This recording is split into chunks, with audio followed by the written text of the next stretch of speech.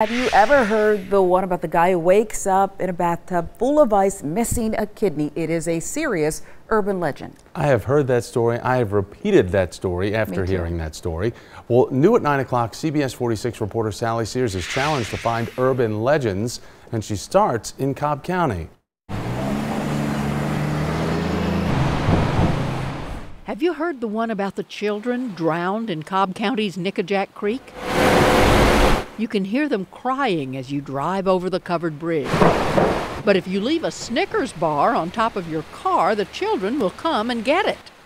Lots of Cobb Countians know this story. Few will swear it's true. You can tell me that story 1,000 times because I connect. It resonates with me. Have you heard the one about flashing your lights at an oncoming car with its lights off? That's supposed to be a gang initiation ritual. Kill the driver of the car who flicks his lights at you. Law enforcers hoot at that story.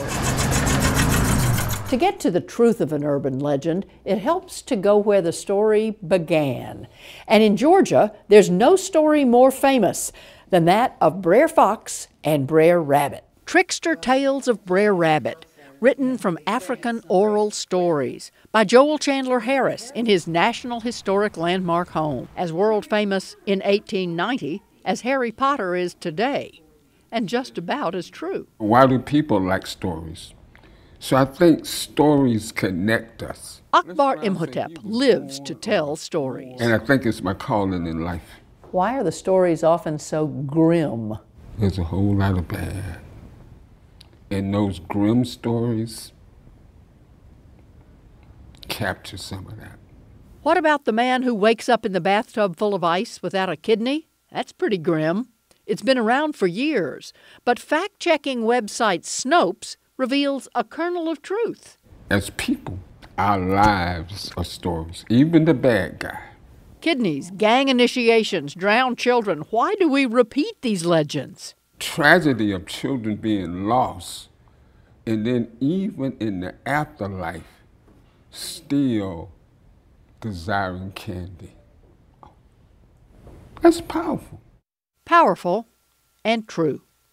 Sally Sears, CBS 46 News.